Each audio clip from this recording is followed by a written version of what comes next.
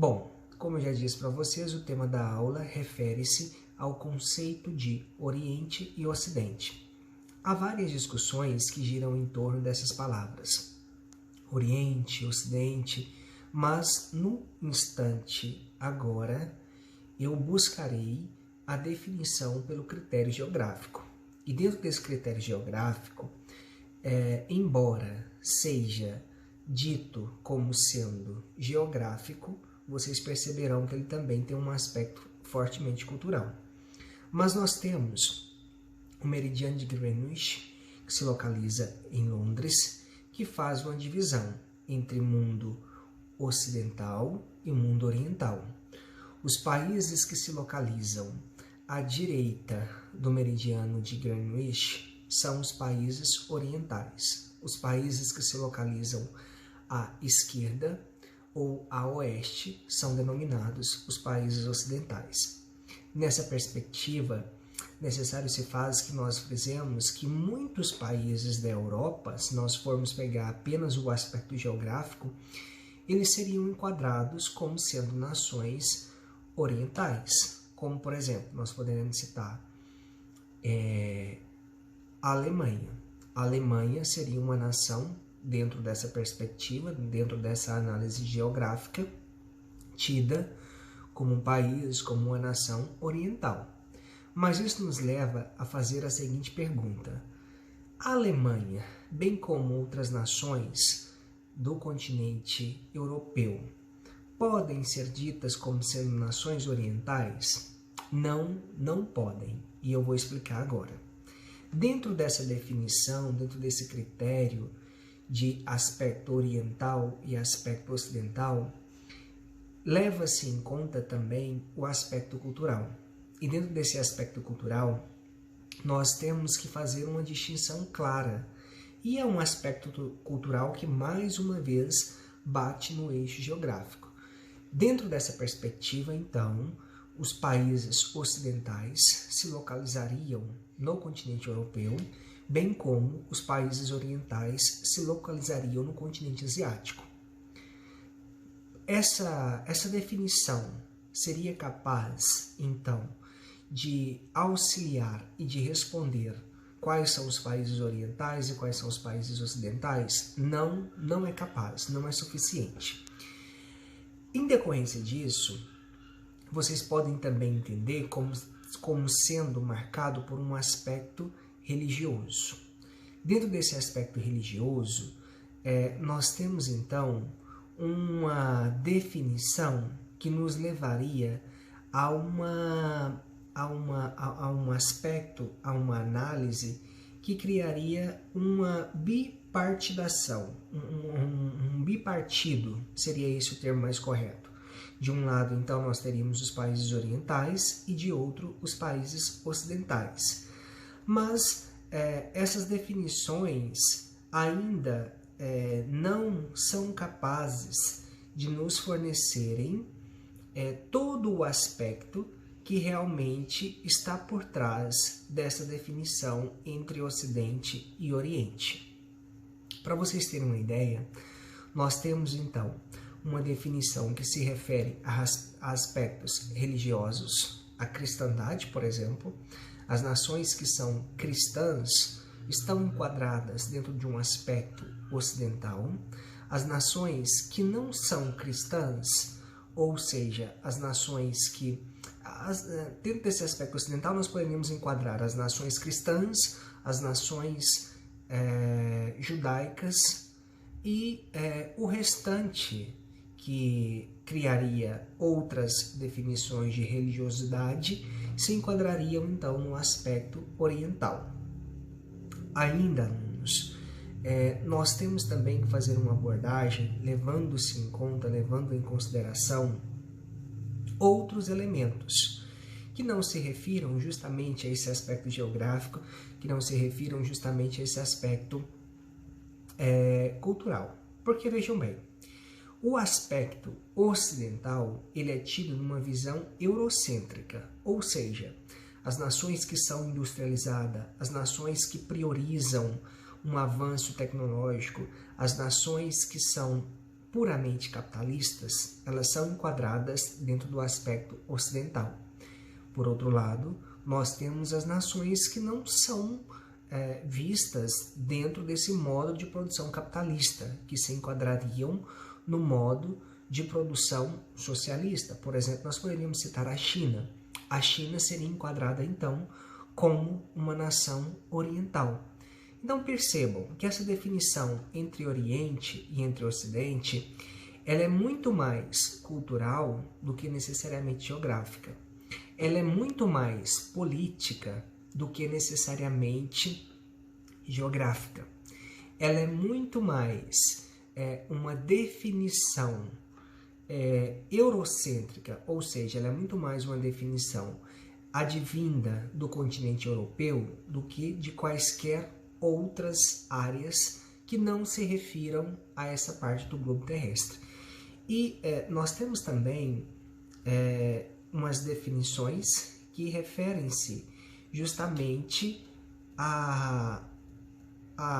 por exemplo, a fase da expansão comercial. Como assim, professor?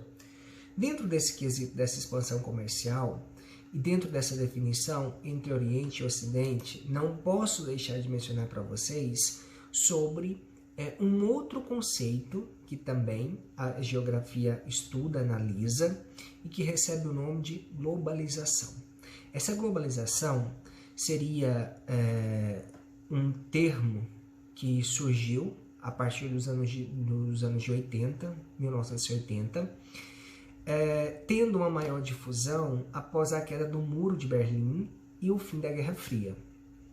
E, de certa forma, alguns autores defendem que esse termo teria tido as suas origens a partir da expansão marítimo-comercial, advinda no final do século XV e início do século XVI. Mas isso, na verdade, são pontos, são dúvidas ainda que giram no ar e que ainda não há um consenso. Mas esse processo de globalização funcionaria da seguinte forma: o mundo todo estaria interligado e as ações de uma parte do globo terrestre teriam influência direta em várias outras. Por exemplo, para ficar mais claro para vocês, e estamos vivenciando isso, o que vai auxiliá-los a terem uma visão mais clara ainda. Vejam só, o contexto da pandemia. A pandemia em si originou-se na província de Wuhan, na China, e rapidamente espalhou-se pelo mundo. Hoje em dia, para vocês terem uma noção, lembrando que eu estou pegando um caso desta pandemia, que é um caso de saúde pública, de saúde coletiva. Nós temos atualmente uma variação do vírus, da Covid-19, que originou-se em Londres, e essa variação ela foi detectada no Brasil, na região do Amazonas. O que outras nações do globo fizeram? Resolveram restringir a entrada de brasileiros. E, em decorrência dessa restrição, isso gera influências em todos os aspectos, seja no aspecto político, seja no aspecto econômico, seja no aspecto cultural, seja no aspecto ideológico. Então, tudo isso vai moldando, vai criando um contexto, vai favorecendo para que nós tenhamos uma nova perspectiva, uma nova análise do padrão do mundo de uma forma geral.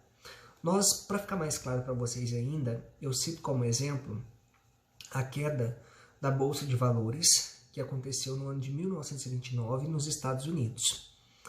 Essa queda de ações levou o mundo a um processo de crise, porque foi a primeira vez que foi detectado, que foi percebido, que foi notado uma crise no sistema capitalista. Professor, mas isso no ano de 1929, nós ainda não estávamos diante da globalização. Repito, para alguns autores, sim, nós já estávamos, uma vez que ela teria sido originada nos fins do século XV e início do século XVI. Mas isso, no momento, não é um ponto primordial que nós discutiremos. Característica positiva e negativa da globalização. Citarei para vocês as características positivas. Dentro dos aspectos positivos da globalização, nós temos como, por exemplo, uma cultura de uma forma uniforme, nós temos uma educação que tenta sempre superar, nós temos política muito forte, muito arraigada, nós temos direitos humanos, direitos à saúde, à economia, que são bem expressivos, que são bem evidentes.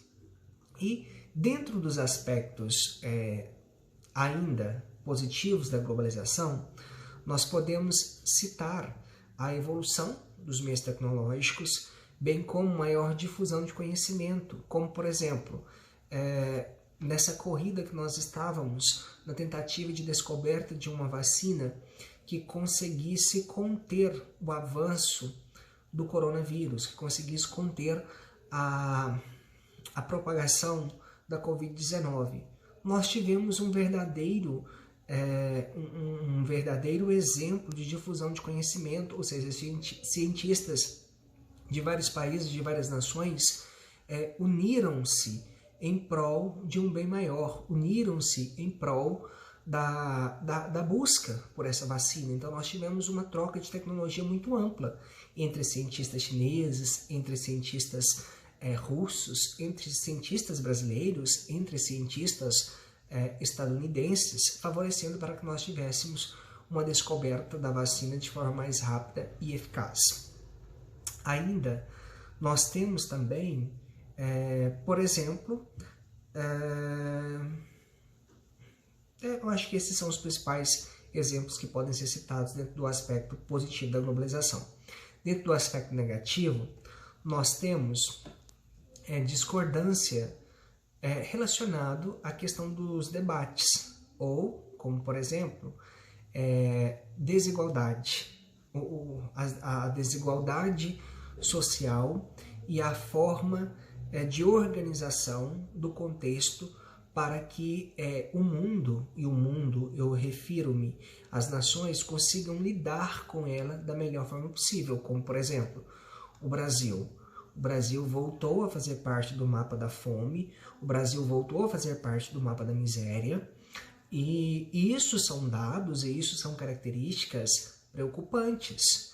E nesse contexto que nós estamos de pandemia, que é um contexto em si triste por si só, nós temos um avanço muito grande de valorização dos bancos. Os banqueiros nunca lucraram tanto no nosso país. Então, esse também é um aspecto altamente negativo da globalização. Então, ao mesmo tempo que as pessoas têm uma troca direta de conhecimento, ao mesmo tempo que as pessoas têm uma busca por um objetivo em comum, por um objetivo coletivo, nós temos essas disparidades econômicas, essas desigualdades.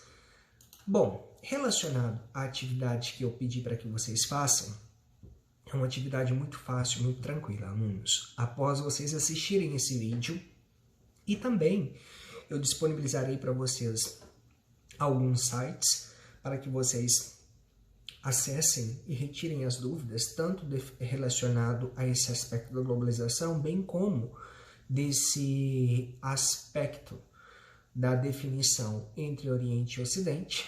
Vocês farão, no caderno de vocês, um entendimento que vocês tiveram relacionado a esses dois conceitos, Ocidente e Oriente. Ocidente e Oriente. Relacionado ao conceito de globalização, foi apenas uma conversa para que nós realmente aprofundemos alguns conteúdos que serão debatidos no decorrer das nossas aulas, ok? Quaisquer dúvidas, alunos, por favor, façam contato comigo via grupo de WhatsApp, nesse grupo mesmo, e juntos nós realmente conseguiremos sair dessa fase, ok? Muito obrigado a cada um de vocês e estamos aí, contem comigo.